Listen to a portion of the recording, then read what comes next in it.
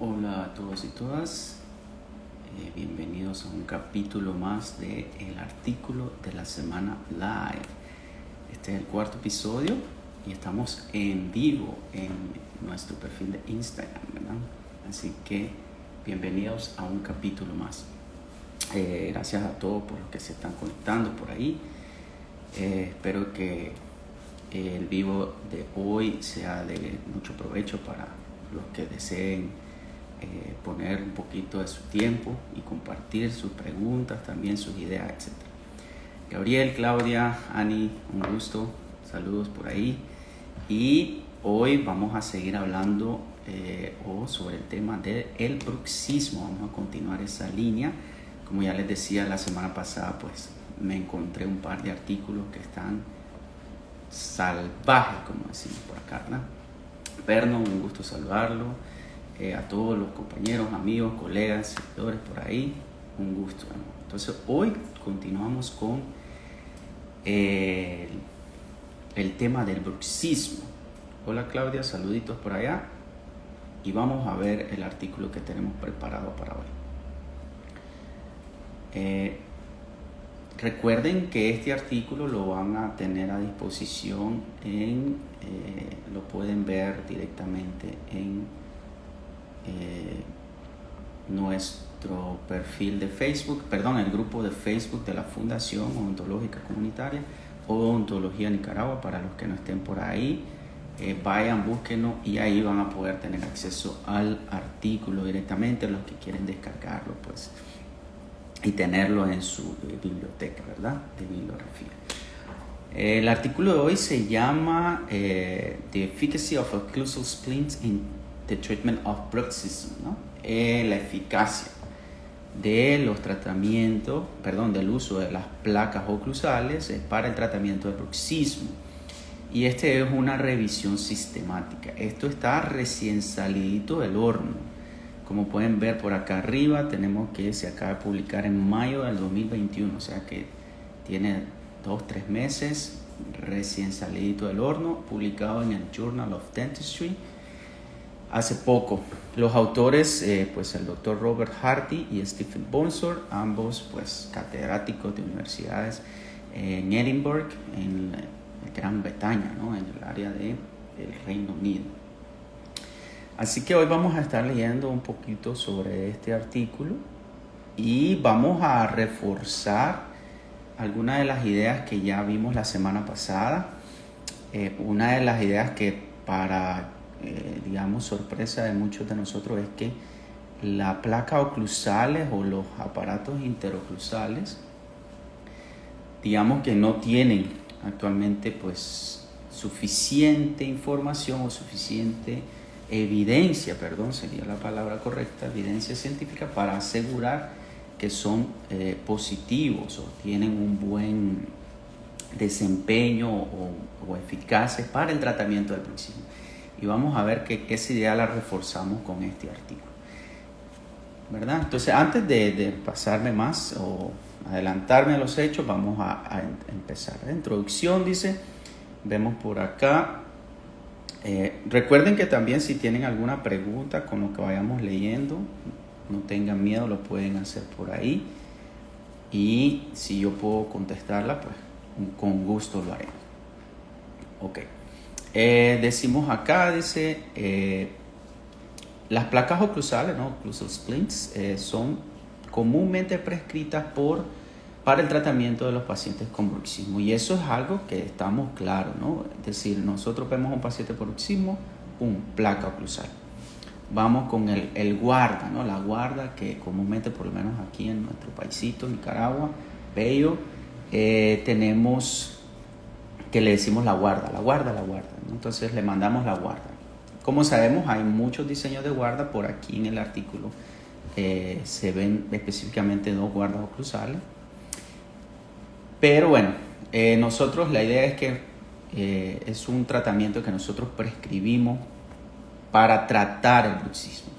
Y yo quiero que desde ya estemos claros que no estamos tratando el bruxismo, sino más bien previniendo aquellas consecuencias del bruxismo, porque vamos a ver, como ya veníamos discutiendo desde la semana pasada, que no existe evidencia suficiente de nuevo para comprobar esto, para comprobar que la placa disminuye o elimina o cura el bruxismo. Bueno, continuamos. El bruxismo normalmente se reporta como una parafunción. También hablábamos que la semana pasada, en el live pasado, lo pueden ir a chequear, ahí está en mi perfil, pero también recuerden que ya tenemos el podcast, así que pueden repasarlo en el podcast. Ya tampoco se considera una parafunción, sino que es un trastorno del sueño, ¿no? Es un trastorno del sueño. Entonces, un detallito ahí que hay que tener en cuenta para que cuando estemos pues, diagnosticándolo, igual en el artículo pasado había muchos tips para el diagnóstico clínico del bruxismo. Bueno, continuamos, dice por acá, las revisiones previas, imagínense en el 2007, ya hace más de 10 años, se hizo una revisión con la colaboración Cochrane. No sé si los que lo conocen, Cochrane es una fundación, es una organización mundial destinada a hacer revisiones sistemáticas de la literatura, pero con un protocolo muy específico y muy exhaustivo para poder hacer esa revisión. Así que cuando ustedes lleguen incluso si ustedes agarran una revisión Cochrane, son revisiones de 100 páginas para arriba. Entonces, muy buenos. Lamentablemente, y aquí les comparto un datito interesante, en odontología hay muy pocas revisiones. Miren que aquí hay una de bruxismo, creo que yo he tenido una de flúor, el uso del flúor sistémico, hablando de fluoración del agua, también creo que hay una muy buena por ahí. Entonces, solo un dato ahí con respecto a Cochrane Collaboration, una muy buena organización desempeñada para revisiones bibliográficas, ¿no? Bueno, desde el 2017, en esa revisión, dice por acá el artículo, estamos en vivo, okay. Se encontró que no había suficiente evidencia para afirmar que el uso de las placas oclusales fuera debidamente utilizada para tratar el bruxismo o como terapia de bruxismo. Entonces, basado en esto, ya tiene una revisión, ya tiene muchos años, ¿verdad? Estamos hablando de más de 14 años, casi 15 años. Entonces, los autores presentan este artículo con el objetivo, ¿no?, de hacer una revisión sistemática de la literatura para encontrar evidencia disponible con respecto a la efectividad de las placas oclusales en el tratamiento del bruxismo, comparado en este caso con otras alternativas o incluso con sin tratamiento, es decir, estudios que comparen el uso de la placa oclusal versus no tratamiento, es decir, sin nada, o con diferentes alternativas. Ya vamos a ver cuáles son esos estudios que encontramos por acá. Y bueno, para los que conocen un poquito, ahí los pupilos que están conectados, saben pues que llevamos una clase que se llama bioestadística.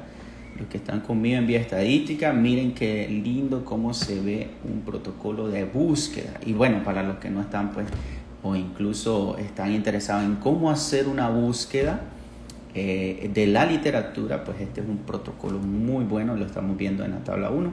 Estas son las palabras claves y con ciertos conectores, como ustedes pueden ver aquí, por ejemplo, dientes y rechinamiento, grinding. Entonces son palabras con conectores. Y de esta manera, pues nosotros buscamos en diferentes bases de datos. La más importante a nivel mundial, pues PubMed, yo creo que muchos de ustedes ya la conocen.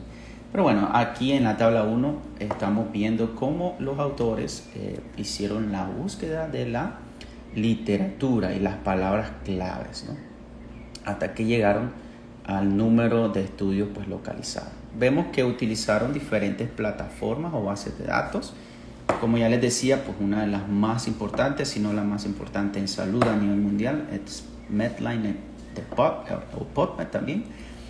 Y también buscaron en Cochrane, Oral Health Groups, el registro central para los ensayos clínicos controlados, y Embase, otra de las bases de datos también en el área de la salud muy importante a nivel mundial.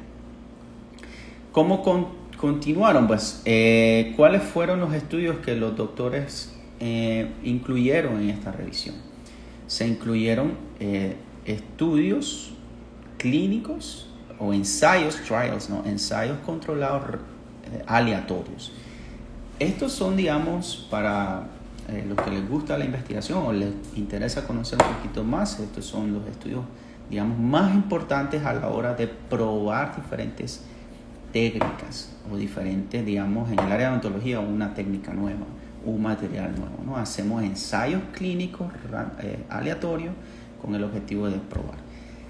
En este caso, pues, para la selección y tratar de hacer una revisión y encontrar evidencia de que el bruxismo puede ser tratado con placa, pues los autores incluyeron solo estudios clínicos, ensayos clínicos o ensayos controlados aleatorios. También incluyeron algunos que son quasi randomized, es decir, casi aleatorios, quasi aleatorios, es decir, no son completamente aleatorios, pero llevan ciertos elementos que lo hacen aleatorio.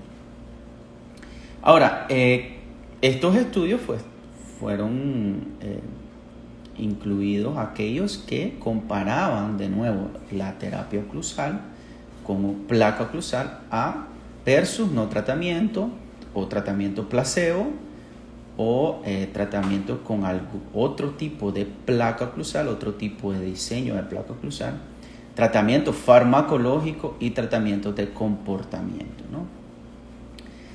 Ahora, vemos aquí, vamos a revisar los criterios de inclusión y exclusión y tenemos por acá la pequeña tablita. Y aquí estamos viendo los criterios de inclusión. Como ya decíamos, pues se incluyeron solo ensayos controlados aleatoriamente o cuasi aleatorios. Obviamente estudios hechos en seres humanos, ¿no? Adultos, e incluían niños. Una de las cositas y detalles que vamos a ver más adelante es que, bueno, incluyeran artículos o ensayos con un número de participantes de 5 participantes a más. Y vamos a ver que la mayoría de los estudios pues son muy pocos los participantes o evaluados. 10, 20 pacientes, y ahí vamos a ver cómo eso repercute a la hora de tratar de traspolar estos resultados a la práctica. Obviamente que sean diagnosticados con bruxismo o una variación de arrechinamiento o apretamiento clínicamente o utilizando polisomnografía. Recordemos que la semana pasada nosotros decíamos que la única manera exacta de diagnosticar el bruxismo en el paciente es utilizando este método, polisomnografía. Podemos hacer una evaluación clínica, pero esa evaluación clínica pues es una probabilidad. Existe un margen de error de que estemos diagnosticando incorrectamente al paciente. Y obviamente ahí en el artículo pasado, como ya les decía, pues por ahí salen algunos los criterios que debemos de tomar en cuenta para hacer esto. Hablan, en este caso, pues artículos en inglés, ¿no? Bueno, sigamos. Vemos de que también utilizaron un protocolo PICOS. PICOS significa que el estudio debe de tener o debe de cumplir con ciertos criterios, ¿no? Aquí lo tenemos. Debe de cumplir con la población. Ya decíamos que son al menos 5 participantes a más, seres humanos, niños y adultos, no hay ningún problema. Debe de cumplir con el tipo de intervención. Intervención se refiere a qué es lo que estamos midiendo. En este caso estamos midiendo el uso de la placa oclusal, y ahí obviamente se va a incluir estudios que lleven esa intervención. Debe haber un grupo de comparación. En este caso tenemos que los grupos de comparación serían no libre de tratamiento, es decir, sin tratamiento, un placebo, comparación con otro tipo de placas oclusales, otro diseño, no solo la convencional, pues la que nosotros manejamos, la estabilización, sino que hay otros diseños. Y también, obviamente, tratamientos farmacológicos, tratamientos de comportamiento y transmucosos. En este caso, TENS significa estimulación eléctrica, ¿no? Transmucosa. Obviamente lo que se está evaluando como outcome o resultado sería la frecuencia de los episodios de bruxismo. En este caso debería disminuir. Eso se puede utilizar, se puede medir con diferentes mecanismos, pero específicamente la polisomnografía, como nosotros llamamos. Y obviamente la fuente, que debe de ser estudios o ensayos controlados aleatorios o cuasi aleatorios. Los criterios picos para la inclusión de los estudios en la revisión de la literatura. Por aquí estamos viendo en resumen más o menos lo que los doctores hicieron. Se encontraron con las palabras claves que miramos anteriormente. Encontramos 434 estudios, de los cuales se excluyeron 367 de un inicio a la hora de leer el título, pues porque obviamente el título y los objetivos influyen en el tipo del artículo. Entonces los doctores inmediatamente descartaron 366, quedando 68. De esos 68, al leer el abstract, ya el resumen y todo, pues igual se eliminaron 46, y luego solo al final quedaron con 22, de los cuales 8 fueron también descartados y solo se leyeron o se incluyeron ya para el análisis profundo o lo más completo 14 estudios.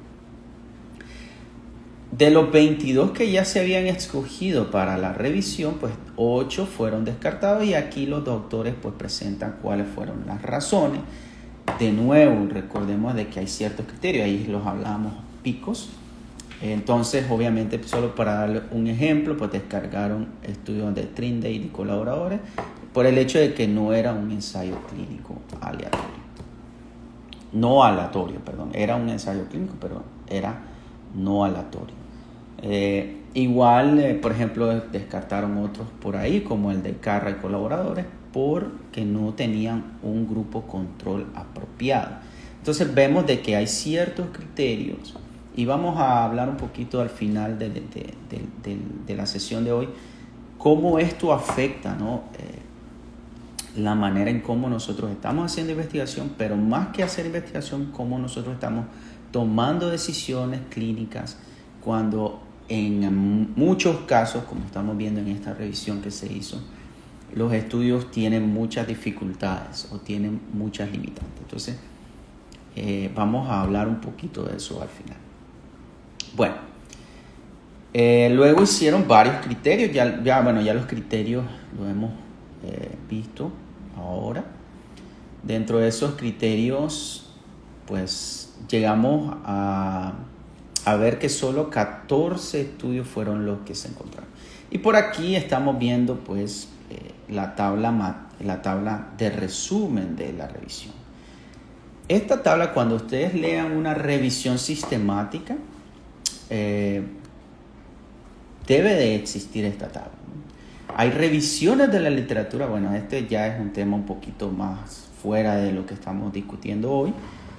Hay diferentes tipos de revisión de literatura, pero bueno, cuando hablamos de revisión de literatura sistemática, deben de cumplir ciertos protocolos para la inclusión de los artículos dentro de la revisión.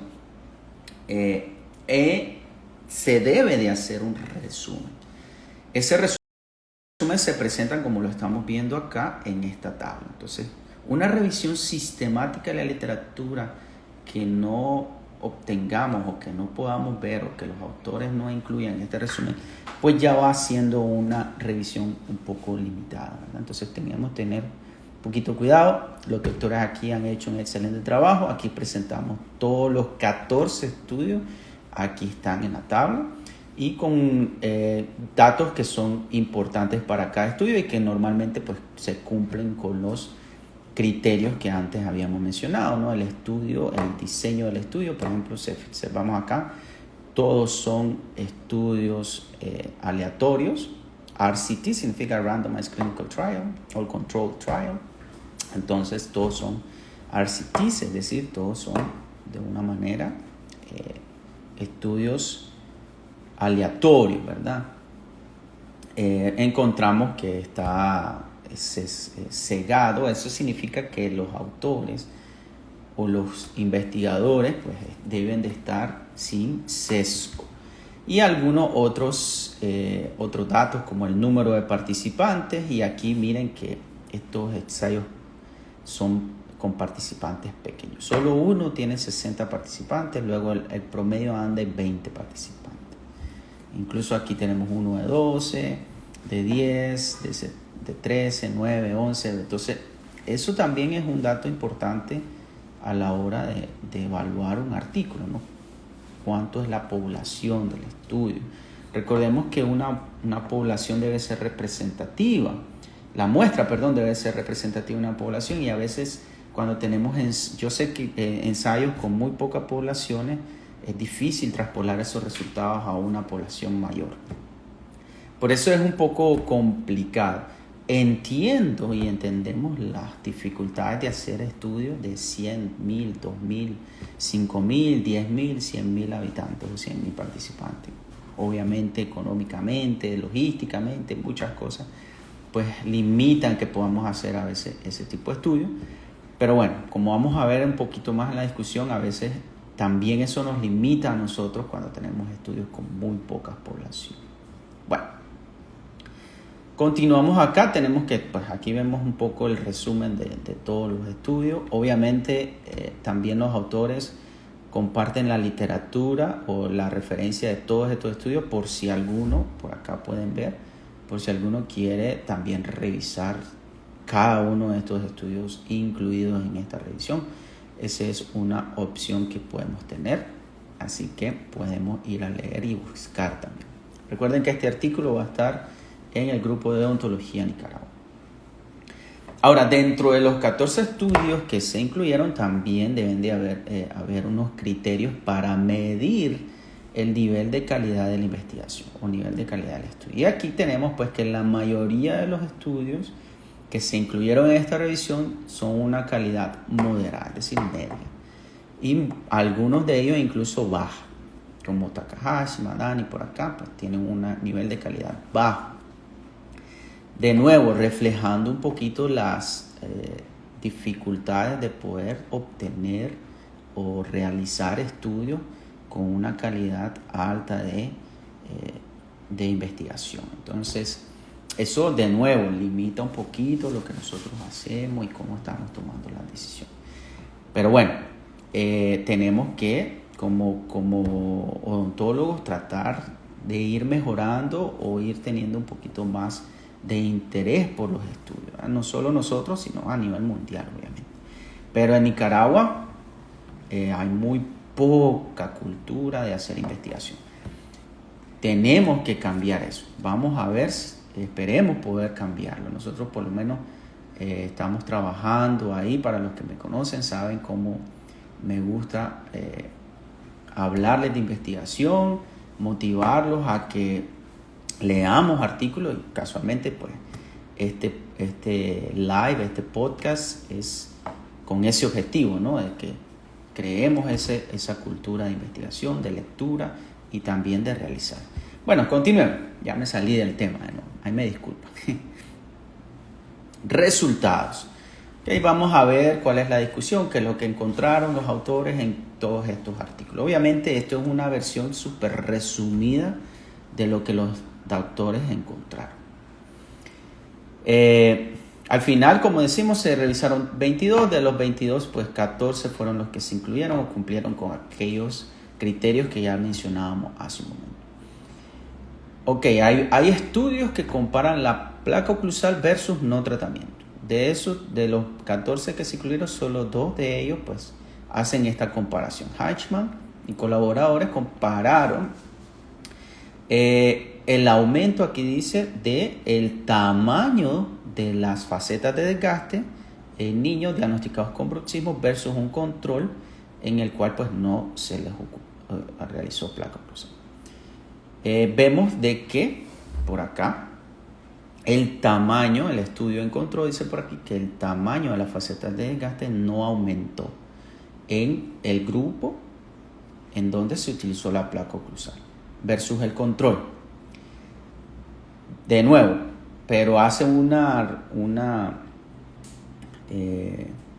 mención muy importante que dice, sin embargo, aquí decimos, sin embargo, however, esto no es estadísticamente significativo. Y por ahí pues nos dan un intervalo de confianza del 95% y sale que la prueba pues, que utilizaron no cumplía con esto, estadísticamente, ¿verdad? Entonces, sí, y por eso una de las cosas que hablábamos en la semana pasada, a la hora de nosotros prescribir, ¿no? o realizar una placa en nuestro paciente, tratar de cambiar el discurso que hemos estado haciendo, me incluyo, ¿verdad?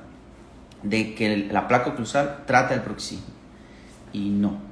De nuevo vamos a seguir viendo y van a ver estos resultados. No hay diferencia en la mayoría de estos estudios con evidencia moderada. No hay diferencia. Para tratar el bruxismo, para disminuir la actividad muscular, no hay diferencia ni evidencia que sí disminuye.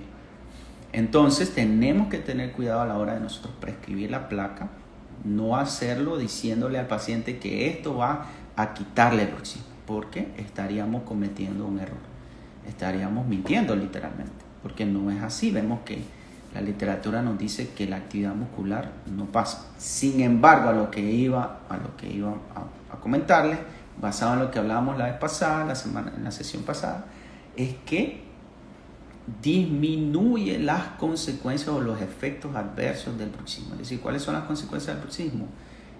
Cansancio, desgaste dentario, fractura de dientes, fractura de tratamiento, restauraciones, coronas.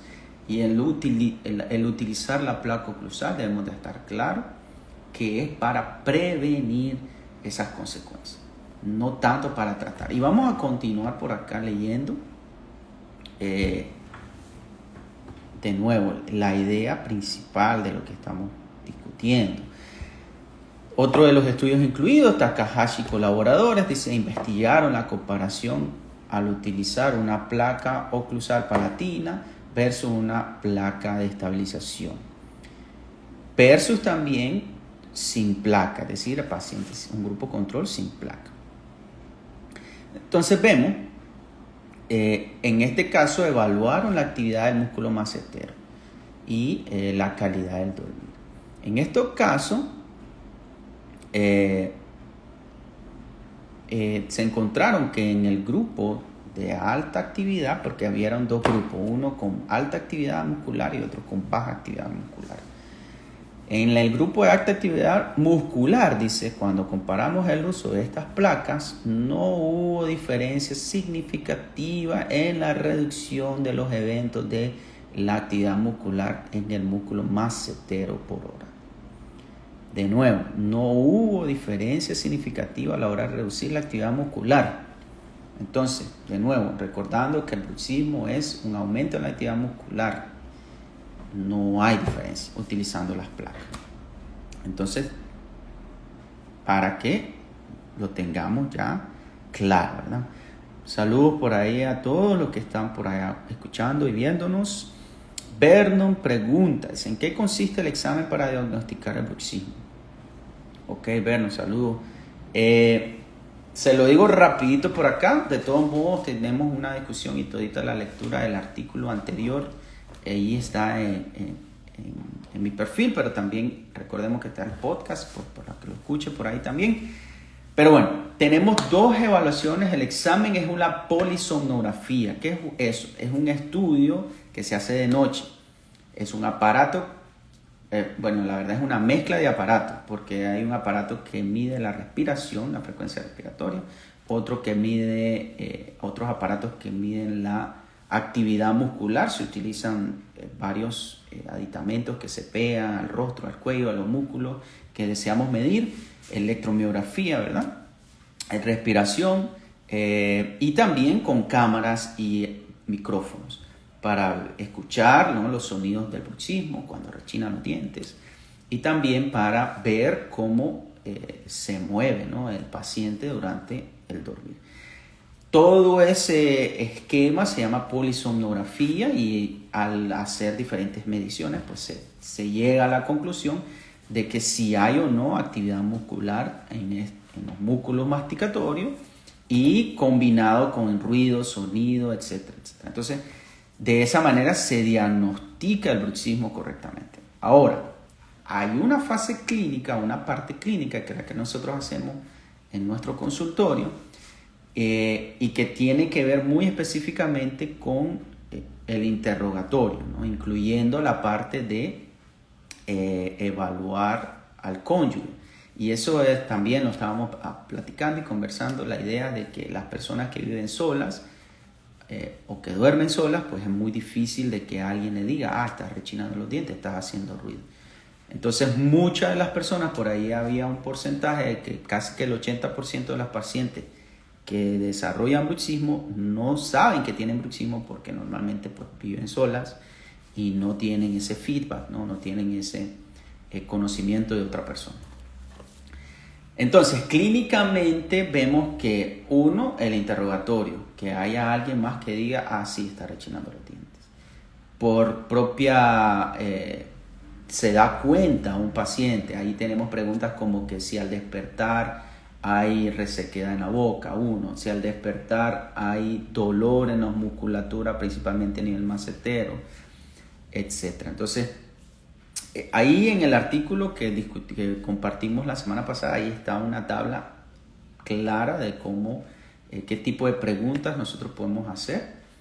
Y a la hora de hacer la evaluación clínica vemos que hay facetas de desgaste. Pero esas facetas de desgaste en las cúspides funcionales, digamos, no son signo directo de que sea bruxismo porque puede estar relacionado con la edad, con el desgaste, atrición funcional por la edad, por el uso, ¿verdad?, por la dieta, etc. Y que aquellas facetas que están en aquellas cúspides que no son funcionales, sí pueden ser un signo más claro, o no pueden, son un signo más claro de que sí hay un rechinamiento, ¿no?, que puede ser nocturno o diurno, ¿verdad? Entonces, esos detalles, algunos de esos detalles, pues nos ayudan a nosotros a decirle a nuestro paciente, ok, estamos sospechando o existe una alta probabilidad que sí usted padezca de bruxismo. Si queremos confirmarlo, tenemos que hacer la polisomnografía. Casualmente la semana pasada les preguntaba si alguien conoce de algún doctor o colega por acá que tenga toditos esos equipos o tenga alguno de esos equipos para hacer este estudio. Sería muy interesante saber. Espero pues que habré contestado su pregunta, ¿no? Por ahí saludos a Andrea.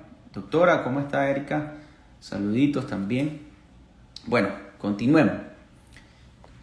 Seguíamos por acá hablando de bruxismo y nos dábamos cuenta, decíamos que no hay diferencia de nuevo entre diferentes tipos de placa con la actividad muscular.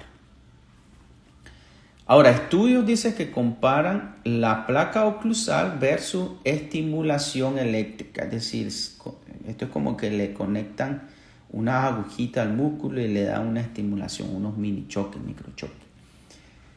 Y vean, este estudio hecho por Álvarez Arenal y colaboradores nos dice que ninguna de las intervenciones, es decir, ni la placa ni las estimulaciones demostraron una reducción estadísticamente significativa a la hora de medir el efecto que producían en el bruxismo. Entonces no hay tampoco diferencia entre la estimulación eléctrica y la placa oclusal. Estudios, dices, comparando las placas oclusal con otros tipos de aparatos intraorales, ¿no? Entonces, por ejemplo, la placa oclusal con un control palatino, recordemos que hay diferentes diseños, ¿verdad? Aquí lamentablemente no vemos esos diseños. Si les interesa, tal vez por ahí comentan o nos piden y tal vez encontramos algún artículo con diseños de placa. Entonces tenemos acá que dentro de esta placa oclusal, o la convencional, ¿no? Aquella que lleva las guías caninas y todo, versus el control palatino, no hay diferencia, no hay cambio en el dormir. Estadísticamente, no hay diferencia. En este sí, en Dubé y colaboradores, hubo una reducción en el número de episodios por hora. Ahí sí.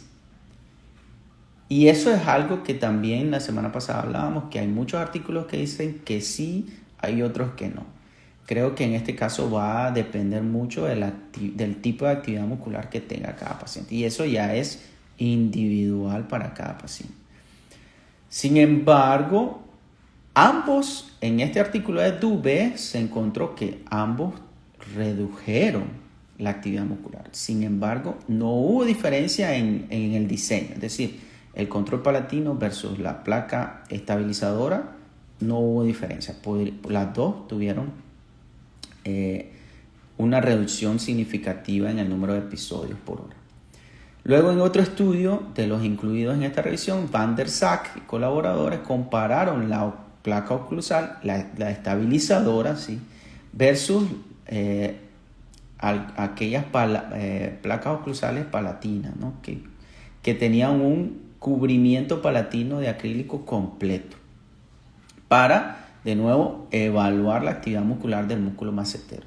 De nuevo, Van der Zack y colaboradores dicen no encontraron diferencia significativa a la hora de evaluar las variables del dormir o el bruxismo, ¿verdad?, en este caso, con cualquiera de las dos placas. ¿De acuerdo? Entonces, vamos viendo de que la tendencia es esa, ¿no? Landry y colaboradores de nuevo compararon, en este caso, este es otra placa, esta sí es una placa con, ¿cómo lo traduciríamos? Con advancement, ¿no? Con un adelantamiento, diría yo. Ay, me disculpa mi Spanglish. Mandibular, es decir, una placa que hace que la mandíbula se desplace hacia adelante cuando nosotros la colocamos. Eso es. Ahí me disculpo, ¿verdad? Entonces, en este caso, lo compararon con la placa oclusal, la que nosotros manejamos, la convencional, la estabilizadora, ¿no? Y encontraron de que sí, vemos que ambos redujeron, eso sí, ambos redujeron efectos o episodios de bruxismo, pero que entre ellos no había diferencia, ¿no? Entre ellos no hay diferencia.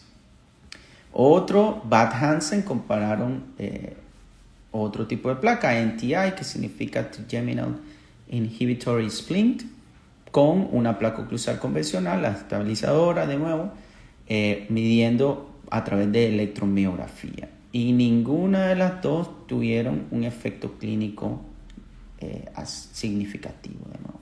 No hay diferencia entre ellas. ¿De acuerdo? Entonces estamos viendo esa tendencia de que las placas oclusales, algunas reducen la actividad musculatoria, algunas no la reducen, y eso pues nos crea un problema, ¿no?, a la hora de nosotros estar, ¿qué hacer?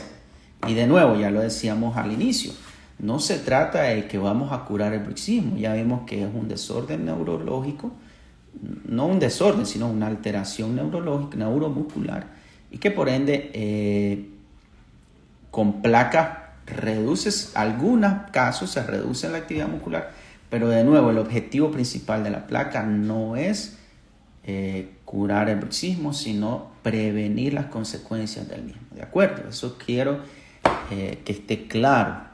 Y esto basado en la revisión que hemos estado haciendo.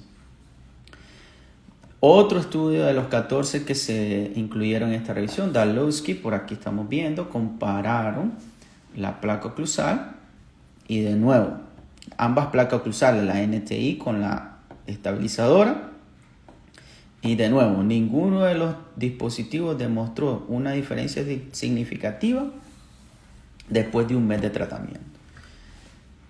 Vemos de nuevo que se va repitiendo esa tendencia. Singh y colaboradores, otro de los estudios, comparó la placa oclusal, en este caso,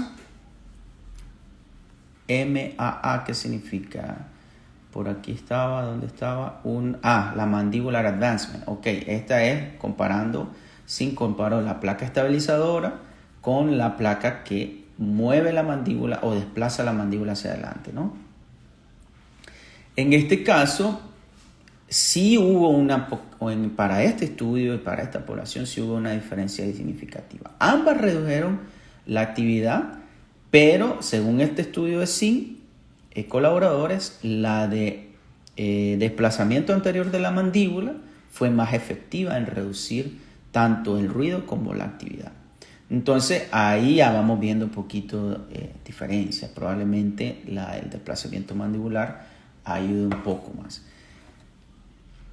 Y el último, Castroflorio y colaboradores compararon los alineadores. ¿Se acuerdan? Ahora en ortodoncia se utilizan mucho estos alineadores invisibles, ¿verdad? Entonces también, ¿cómo le llaman? Después del tratamiento se colocan para prevenir recidiva, ¿no? De los tratamientos ortodónticos. Entonces ese tipo también de alineadores se comparó versus una placa oclusal y un placebo, ¿no? Y encontraron que los que utilizaron la placa oclusal sí hubo una disminución en las contracciones del macetero comparado contra el placebo y contra los alineadores invisibles ortodónticos. Entonces, cuando vemos esto, vemos que sí, pues, la placa oclusal en algunos casos se reporta que sí hay disminución de la actividad, pero en una mayoría también se reporta que no hay diferencia, que la actividad no cambia. Y volvemos a concluir y a tener esa idea de que no es para tratar el bruxismo, sino para disminuir o evitar las consecuencias, ¿no? El desgaste, las fracturas, etc. Omebor, ahora a partir de ahorita vienen estudios que compararon la placa oclusal con terapia de comportamiento. ¿Recuerdan aquella terapia pues de relajación, de los test, de hacer yoga, de salir a correr, etcétera? Entonces, en este caso, Omebor y colaboradores compararon este tipo de terapia para la placa oclusal versus la placa oclusal. Los pacientes, todos los pacientes se redujo, ¿verdad? Hasta 6 meses, un seguimiento de 6 meses, redujeron pues su actividad bruxista, por decir así. Obviamente esto fue autorreportado, self-reported, es decir, que el paciente es lo que percibe, ¿no? La sensación del paciente es que sí mejoró su actividad, es decir, disminuyó con el uso de ambos.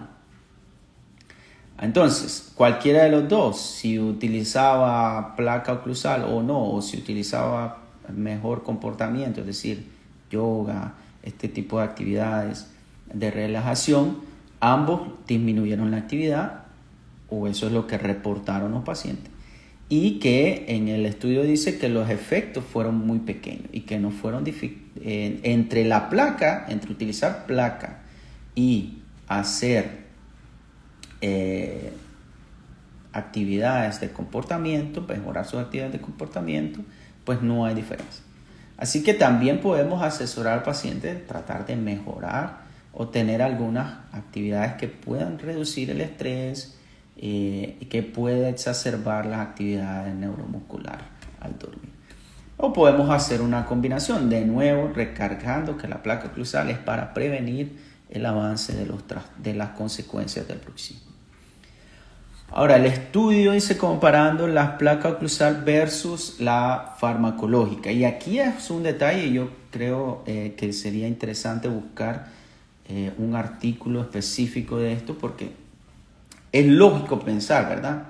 Y asumir, no sé si están de acuerdo conmigo, de que si el bruxismo es una alteración a nivel neurológico, neuromuscular, pues sería viable tratarlo con fármacos y utilizar fármacos para tratar el bruxismo. Y claro que una opción, casualmente ahorita vamos a leer un artículo de esto. Entonces, Casualmente la semana pasada también hablábamos de eso y que si no manejamos los protocolos farmacológicos para este tipo de medicamentos, debemos de tener mucho cuidado y no tengamos ni pena, ni miedo, ni temor, ni nada, ni prejuicios a la hora de hacer la interconsulta con un médico internista que nos colabore a manejar. Recordemos que al final lo importante son nuestros pacientes y por ende, si tenemos debemos de trabajar en equipo haciendo una interconsulta o remitiendo al paciente para un manejo farmacológico, debemos de hacerlo. Entonces, vean acá que, y vamos a ver si están de acuerdo conmigo. A la hora de comparar este estudio, ¿verdad? Perdón, denme un minutito. Dice Madani, compararon la placa oclusal a la terapia farmacológica específicamente con gabapentina. Por eso decía que había que revisar la literatura para todas las terapias farmacológicas, porque no creo que sea lo único. Y se utilizó la polisomnografía. Recordemos que hablábamos que la única manera de verificar directamente el bruxismo era con polisomnografía. Vemos que en el resumen, ¿no? Obviamente de este estudio, dice que no hay diferencia significativa al utilizar fármaco versus placa. No hay. El beneficio que se obtuvo al utilizar al realizar este ensayo fue de que los pacientes sí mejoraron en la parte del dormir, ¿no? En la variable del dormir. Probablemente por el fármaco, ¿no? Que le ayudó o mejoró esa sensación del dormir. Durmieron mejor, pues, en palabras sencillas. De acuerdo, entonces vemos que no hay tampoco, por lo menos en ese estudio, en este estudio referido, no hay diferencia. Al ver el bruxismo, ¿verdad? El bruxismo, recordemos, la actividad neuromuscular.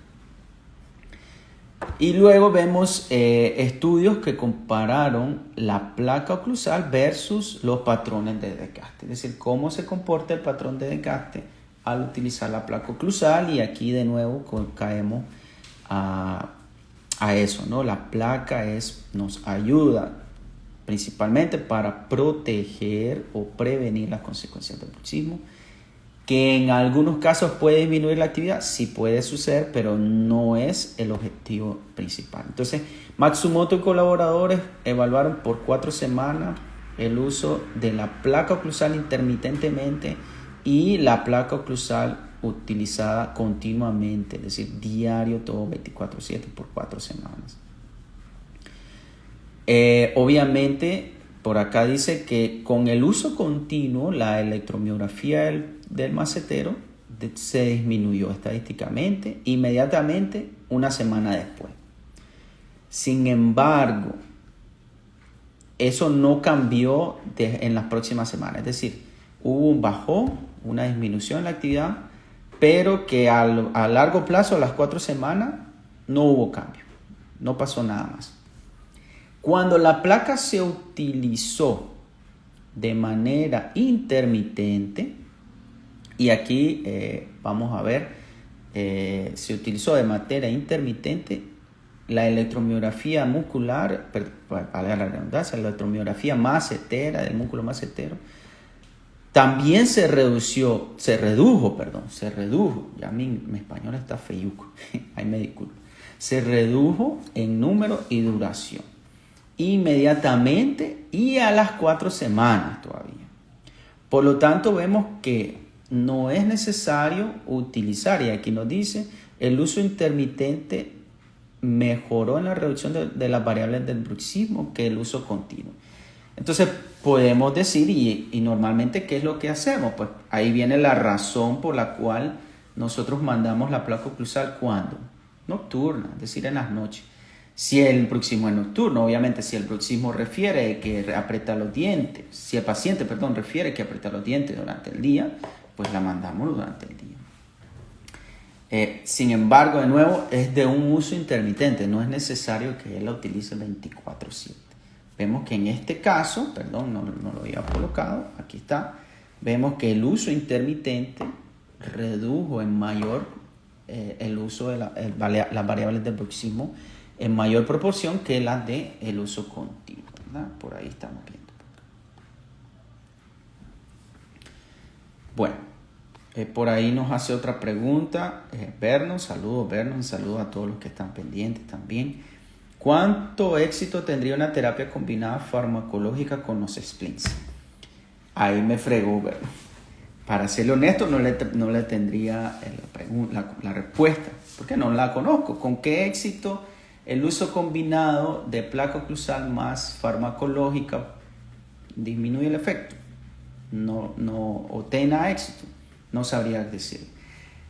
Yo espero de que sí haya unos buenos resultados, ¿no? Porque, de nuevo, la placa oclusal disminuiría los efectos del bruxismo o las consecuencias del bruxismo, y la farmacológica pues disminuiría esa actividad muscular, pero también, como vemos ahorita en la revisión, tendría un mejor sueño, una mejor calidad de sueño, y por ende recordemos que al dormir nosotros recuperamos energía, eso mejora nuestros niveles de estrés, etcétera, etcétera. Un montón de beneficios del dormir, y por eso es que tenemos que respetar la hora del sueño, ¿verdad? Eso va para los que nos gusta dormir. Entonces, creo yo que tendríamos buenos resultados, o un buen éxito, un buen manejo del paciente. Sería interesante, yo creo que podríamos hacer una búsqueda de algunos artículos que reflejen eso, para tener una respuesta más correcta, ¿no? Más exacta a lo que nos hace. Pero excelente pregunta, y yo creo que debería haber un buen resultado, ¿verdad? Bueno, gracias por la pregunta, Vernos, saludos de nuevo. Continuando pues, porque ya vamos terminando del artículo, la lectura por acá, vemos que tenemos esta discusión, ¿no? Y es lo que al inicio también les decía con respecto a los tipos de estudio, ¿no? Y a en Nicaragua, por lo menos aquí, muy poco investigación hacemos, y creo que es algo que podemos mejorar y debemos mejorar. Pero a la hora de iniciar estos estudios, pues también tenemos que tratar de hacer estudios con buena metodología, porque por acá refleja que estos estudios tuvieron muchos problemas metodológicos, con muchos problemas de sesgo, bias, ¿no? Sesgo, a la hora de presentar los artículos, ¿no? Y por eso el estudio o esta revisión pues descartó muchísimos estudios que se han hecho, porque a la hora de revisarlos pues se dieron cuenta de que tenían muchas dificultades.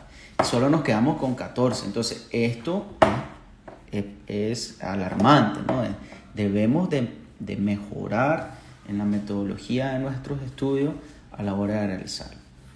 Se reportaron de que hubieron muy pobre la parte de la aleatorización de los estudios, de las poblaciones, de las muestras, de los investigadores. También muy pobre la parte de el ciego, ¿no? El investigador y los participantes deben de estar doblemente ciegos. Es decir, ellos no deben de saber qué tipo de terapia están haciendo, ni tanto el médico o el tratante como el participante, para poder tratar de liberar o evitar cualquier sesgo a la hora de hacer la interpretación de los resultados.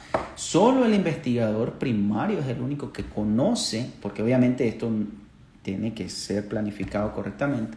Solo el investigador primario reconoce cómo están distribuidos todos los grupos de intervención como los grupos de control.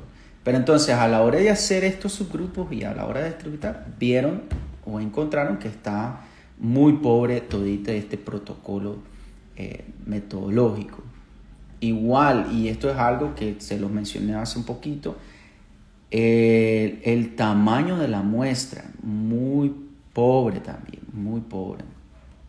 Y entonces son algunas de las cosas de que limitaron esta revisión, y muy probablemente en la revisión del 2017, y por tanto las conclusiones no son las esperadas, no son las que nosotros requerimos, o las conclusiones de esta revisión pues nos lleva a que no existe evidencia, y por ahí también se estimula que hagamos mejores estudios para tratar de encontrar la mejor respuesta posible a esto.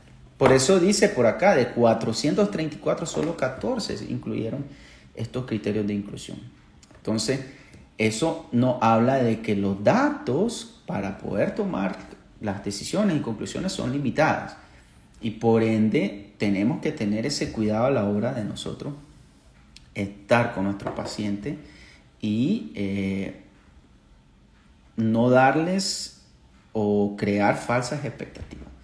Vuelvo y repito, no estamos utilizando la placa oclusal para curar el bruxismo, sino para prevenir los efectos negativos del bruxismo, ¿no? Ese desgaste, esas fracturas, etc. Luego continuamos acá. Vamos terminando, porque esto ya lo habíamos visto, los estudios que se investigaron con las placas, con la terapia utilizando placas oclusales versus no tratamiento, con resultados mixtos. Aquí estamos viendo resultados mixtos, es decir, y estadísticamente no significativo, ¿verdad? Entonces, obviamente algunos estudios, dice por acá, con alta frecuencia de actividad bruxista al utilizar la placa oclusal, se may reduce, dice, puede reducir el número de episodios, ¿no? Y eso también lo platicábamos la semana pasada. De interés, cuando nosotros estamos ocupando o comparando las placas oclusales intraorales alternativas, tampoco hay diferencia entre utilizar una placa oclusal convencional, es decir, de estabilizador, aquella que lleva la máxima intercopiación con las guías caninas, guía anterior, etc., versus la placa palatina versus la de mandibular. La mandibular, sin embargo, dice aquí, en un solo estudio reportó una mayor eficacia que la placa oclusal convencional o estabilizadora. Es el único estudio, Landry y colaboradores, que dicen eso. Entonces, este tipo de placa, pues casi no la prescribimos. La que normalmente nosotros prescribimos es la placa estabilizadora. Bueno, entonces vemos eso mismo, no hay diferencia.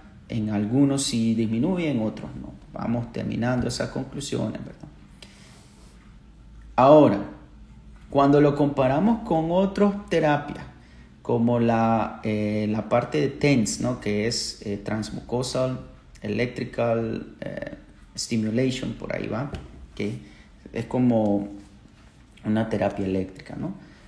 No hay diferencia tampoco, no se encontró diferencia aquí, no se encontró diferencia entre los dos tratamientos. Al comportamiento, ahí sí, cuando hablamos del comportamiento, ambos se redujo un poco el bruxismo nocturno, la actividad bruxista, eso en el estudio de Omerbal. Entonces por ahí es la idea que por ahí decía Vernon, ¿será que podamos tener un mejor resultado si las combinamos? Yo esperaría que sí, esa es una hipótesis válida, ¿verdad? Creo que es una muy buena hipótesis y sería interesante ver si encontramos un buen estudio o si no está ese estudio, la posibilidad de que nosotros lo hagamos también ahí para los que les interese la investigación y quieran, tenemos un área ahí importante. Y hablando de la gabapentina con la terapia farmacológica, igual no hubo diferencia. Sin embargo, pues mejoró la parte de la calidad del sueño de los pacientes. Entonces, de repente por ahí puede tenerse otro enfoque. Y de nuevo, el uso intermitente de la placa es suficiente. No es necesario de que la placa sea continua 24/7. Los estudios dicen que no hay un aumento pues, en la eficacia del uso de este tipo de placa de manera continua todo el día. Ahora, ¿por qué es muy difícil tratar de encontrar? Y aquí hace referencia el artículo de los autores de que como hay muchas posibilidades de comparar, es decir, si utilizamos todos los diferentes tipos de placas, pensemos por ahí, hay como 7, 8, 10 tipos de placas, con diferentes tratamientos farmacológicos de comportamiento. Entonces, eso hace muy difícil realizar estudios comparativos eficientes. Entonces, los pocos estudios que se han hecho tienen muchos problemas en el diseño metodológico según la referencia, y eso hace que esta comparación y estas conclusiones sean muy difíciles de nosotros crear u obtener, ¿verdad? Entonces, ¿qué podemos nosotros saber de esto? ¿O qué nosotros podemos llevar porque van a decir, ya, entonces no sirve la placa oclusal? De nuevo, no hay evidencia que diga que sí sirve, y la evidencia que nos dice puede estar sesgada, es decir, con muchos problemas metodológicos. Pero tampoco hay evidencia que nos diga directamente que no sirve, porque de nuevo es contradictorio esto. Ahora, cuando analizamos la efectividad de la placa en prevenir las consecuencias del bruxismo, ahí sí. Es decir, la placa previene el desgaste excesivo, previene las fracturas dentarias, previene también la fractura de ciertos tratamientos que nosotros ya hagamos hecho en el paciente, sea restauraciones, sea coronas, sea puentes, sean implantes, etc. Entonces, de nuevo, nosotros tenemos que estar claros que la placa oclusal o la terapia con placa oclusal para tratamiento de bruxismo debe de ser de prevención de las consecuencias del bruxismo. ¿De acuerdo? Entonces, muy claro a la hora de que nosotros estemos conversando con nuestro paciente y un paciente llegue con estos signos clínicos o que llegue específicamente porque tiene problemas de bruxismo, asesorarlo de la manera correcta, que vamos a utilizar terapias con placa oclusal, podemos hacer una interconsulta para terapias farmacológicas también, y combinarla, terapia de comportamiento también, ejercicio, fisioterapia, más si el paciente llega con dolor, con puntos de gatillo, etc. Entonces, y que nosotros tenemos que mejorar la calidad de vida previniendo que esa actividad muscular pues lleve las consecuencias catastróficas de pérdida de tejido dentario, fractura de restauraciones, etc. Ese debe de ser nuestro objetivo principal a la hora de estar tratando a este tipo de pacientes con este tipo de diagnóstico. ¿De acuerdo? Ahora, algo muy importante, y yo creo que la próxima semana, de nuevo, creo que tocaríamos, no sé si toda la sesión de el bruxismo, ustedes me dicen qué les parece la idea, porque sí hay artículos y claros de que la placa oclusal debe de ser rígida. Esas placas oclusales o las guardas oclusales que nosotros estamos enviando, que son suaves, nos contribuyen en la terapia de protección ni la terapia del bruxismo. ¿Por qué? Porque ahí sí hay varios estudios que afirman que el uso de placas suaves o no rígidas más bien aumenta la actividad muscular y exacerba el bruxismo. Entonces tenemos que tener cuidado a la hora de prescribir las placas, que sea una placa rígida, y como vemos, pues la placa estabilizadora, digamos, no hay diferencias significativas con muchos diseños de placas, así que una placa estabilizadora es la que nosotros debemos de prescribir para estos pacientes, ¿verdad? Con el objetivo, de nuevo, de prevenir que el desgaste, que las fracturas avancen en este tipo de pacientes. ¿Y por qué les digo que estoy con ganas de esto? Por este artículo, ¿no? El artículo es igual, escrito por el doctor Åkesson. Yo creo que muchos de ustedes conocen o han leído el libro de oclusión del doctor Åkesson, así que muy importante, lo leí. ¿Por qué estoy dudando tal vez de que lo leamos por acá? Porque es un artículo viejito, ¿verdad? Un artículo viejito, es del 87, entonces hay algunas cosas y conceptos que con las nuevas definiciones han cambiado, ¿no? Y por eso también es importante para nosotros mantenernos actualizados. Porque, y como yo les digo a muchos de mis grupos, como yo aprendí, las técnicas que yo aprendí, algunos conceptos que yo aprendí ya no existen, ¿verdad? Ya no los utilizamos. Y eso es parte de ese buen comportamiento, ¿no? De mantenernos actualizados y por ende pues también un poco por acá compartiendo con ustedes la lectura de estos artículos que en lo personal me llaman la atención, pero que también es gracias a sus sugerencias. Recuerden que tenemos otras sugerencias por ahí que las tengo pendientes, no crean que no, los tengo apuntados. Tenemos una de oclusión, pues yo creo que por aquí tiene que ver con el bruxismo de oclusión. Tenemos ahí algunos de endodoncia que nos hicieron también, y ya estamos, como les decía, conversando con algunos colegas, amigos, que nos compartan esos artículos que son indispensables que nosotros leamos, de las diferentes áreas y disciplinas y especializaciones de nuestra hermosa carrera. Así que estén atentos, ya estamos terminando la sesión del día de hoy. Yo creo que lo he repetido como 100,000 veces, ¿verdad? ¿Para qué nos sirve la placa oclusal? No es para curar el bruxismo, no. Es para prevenir las consecuencias del mismo. Y que en algunos casos puede haber una disminución muscular, eso puede suceder. Y eso es beneficioso para nuestro paciente. Pero no caigamos en el error de decir de que la placa oclusal cura el bruxismo.